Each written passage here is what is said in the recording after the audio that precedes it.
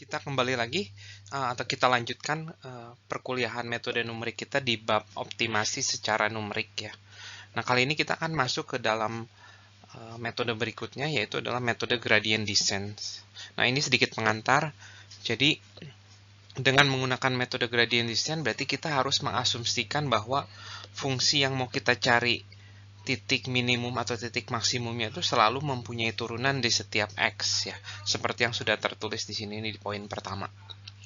Nah, masalah kita itu adalah kita ingat-ingat kembali bahwa masalah kita itu adalah mencari titik x sehingga fx itu paling minimum ya, atau paling maksimum. Tapi maksimum sama minimum kan nggak ada bedanya, cuman kita minusin doang. Nah, atau dengan kata lain kita ingin mencari ini ya, yang saya kotakin ini. Nah, namun sebenarnya kalau fx itu punya turunan di setiap x, dan jika ekspresi dari fx dan f aksen x itu mudah, ya mudah, maka sebenarnya kita nggak harus pakai metode gradient descent ya. Kita bisa pakai metode yang kita pernah pelajari di kalkulus ya, untuk mencari titik minimumnya itu di mana gitu ya.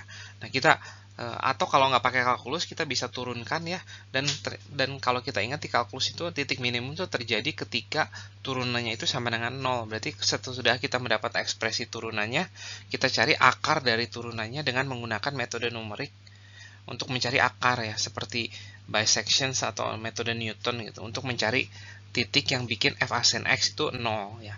Nah, titik itu adalah yang membuat fx itu minimum. Nah, berikut adalah satu contoh ya. Nah, contoh ini adalah contoh yang mudah. Jadi, fx itu mudah dicari dan f aksen x-nya juga mudah dicari ya. Gitu. Itu dalam 4x pangkat 3 min 1 gitu. Nah, sebenarnya secara analitik atau secara solusi XX dari masalah optimisasi fungsi fx ini tuh adalah dengan menyamakan f aksen x dengan 0 ya. Dan x ini Anda dengan mudah dapat mencari, ini tuh adalah 1/4 akar pangkat 3 ya. Nah, ini adalah solusi x yang membuat fx itu paling minimum. Namun jika ini susah dicari nih ya, seandainya akar ini susah dicari, kita bisa pakai metode bisection ya, untuk mencari akar ya f aksen x ya. Atau kita bisa juga mencari pakai metode Newton ya, untuk mencari akar dari f aksen x ya. Ya, namun seringkali fungsi yang kita optimisasi itu tuh turunannya bisa dicari ya, tapi tidak mudah dihitungnya gitu. Oleh karena itu, metode bisection dan metode Newton itu tidak terlalu tepat gitu untuk mencari akar dari f aksen x, karena ekspresi dari f aksen x-nya itu bisa dicari, tapi tidak semudah itu gitu untuk mencarinya gitu. Nah, nanti akan ada satu contoh yang sehingga jadi lebih jelas ya. Nah, sekarang kita masuk ke metode gradient descent. Nah, namun sebelumnya saya akan menjelaskan dulu apa itu gradient dari sebuah fungsi ya. Nah, gradient dari sebuah fungsi itu sebenarnya itu adalah turunan ya. Namun beda-beda maknanya kalau fx-nya itu adalah fungsi satu variabel dengan fx-nya itu adalah fungsi multivariabel ya. Nah, untuk fungsi yang satu variabel dulu, gradient dari fungsi ini tuh adalah ya turunannya langsung ya, 2x. Nah, namun lebih dari sekedar ini, ekspresi 2x itu sebenarnya gradient itu maknanya tuh lebih ke arah geometri gitu ya. Nah, jadi di sini nih saya akan coba sebuah gambar nih.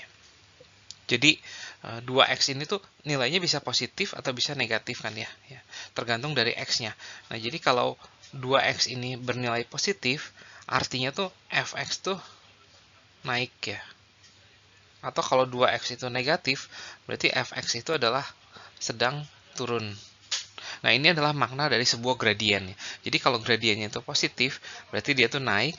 Sementara kalau gradiennya itu negatif, berarti dia tuh fungsinya itu lagi turun. Nah, sementara untuk fungsi yang dua variabel, nah misalkan saya punya fungsi seperti ini. Nah, saya akan gambar sebuah level set ya, atau kurva ketinggian ya.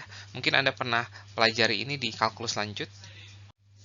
Nah, ini adalah kurva ketinggian dari fx sama dengan x kuadrat plus y kuadrat ya. Jadi ini ada sumbu x-nya, ini sumbu y-nya.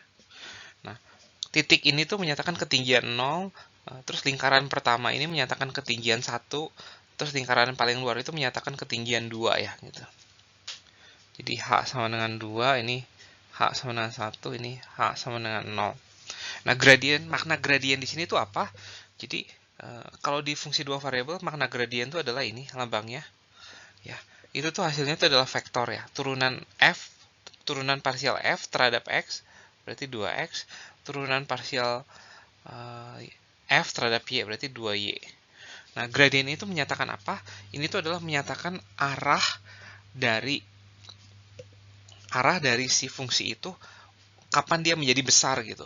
Ya, jadi misalkan nih, saya ambil titik di sini nih ya, yaitu adalah titik 0,-1 ya. Nah, saya cari gradiennya di titik itu ya. Hasilnya itu apa? 2x-nya berarti 0, ini min 2. Nah, berarti arah 0 min 2 itu arah di mana si level setnya itu akan membesar gitu, arah ke sini. Nah, jadi bukan arah masuk ke dalam gitu. Kalau arah masuk ke dalam berarti arah kecil. Nah, sekarang saya coba arah yang sini nih. Ini tuh adalah titik min setengah akar 2 ya. Ini min setengah akar 2, setengah akar 2. Nah, kalau dugaan saya benar, arahnya harusnya ke sini nih. Arahnya harus ke situ ya. Nah, saya akan coba, yaitu adalah df-nya tuh apa? 2 kali x berarti min akar 2 ya. Terus 2y berarti akar 2. Nah, ini tuh arahnya tuh ke seperti yang saya duga gitu ya. Negatif x terus positif y berarti arahnya ke sini. Jadi gradien di fungsi dua variabel itu tuh menyatakan arah di mana fungsinya itu akan membesar gitu ya. Jadi kalau 0,0 apa yang terjadi ya? Ya 0, kecuali di 0,0 ini nggak bisa ya gitu. Nah, begitu pula untuk yang fungsi 3 variabel, ini kita bisa cari, yaitu adalah turunan ini terhadap x, yaitu 4y coset 4x coset, dan yang terakhir ini adalah turunan terhadap ini berarti min 4xy sin z ya. Nah, ini adalah arah di x, y, z di mana fx itu akan semakin membesar ya. Nah, semoga cukup jelas nih apa makna dari sebuah gradien dari suatu fungsi ya. Nah, algoritma gradient distance itu adalah ini nih yang ada di kanan nih. Jadi, nah kita akan ulangi sampai beberapa kali ya. Jadi P itu adalah tebakan awal kita ya. Terus kita akan perbaiki P itu sesuai dengan arah gradiennya ini. Nah, ingat arah gradien itu adalah jadi kalau saya tambahkan gitu. Nah, berarti F ini dibandingin F di PK akan semakin lebih besar ini ya. Karena gradien itu tuh adalah sebuah arah yang membuat F itu makin besar gitu. Nah, tapi kalau kita kurangin, nah, otomatis ini pasti jadi lebih besar yang ini. Berarti kalau positif gradien itu menjadi F-nya semakin besar, tapi kalau negatif gradien F-nya itu semakin mengecil gitu. Nah, semoga cukup jelas ya ini. Nah, di sini ada juga sebuah nilai alfa ya. Alfa itu adalah saya sebutnya itu sebagai sebuah learning rate. Nanti akan saya jelaskan di slide selanjutnya. Tapi di sini saya akan mengkonsentrasi di gradien dulu nih. Nah, di sini saya akan ambil suatu fungsi satu variabel ya. Nah, titik minimumnya tuh ada di sini. Nah, seandainya ini di sini pk-nya tuh ada di sini nih ya. Nah, kalau kita hitung gradien di sini tuh dia tuh positif ya. Jadi di titik ini tuh adalah f aksennya itu atau gradiennya itu positif gitu ya. Nah, oleh karena itu pk plus 1 itu adalah pk dikurangin alfa dikalikan f aksen ya. Nah, ini adalah positif, ini adalah negatif, berarti pk plus 1 itu adalah sesuatu di sebelah kirinya. Akan menjadi kurang dari pk ya.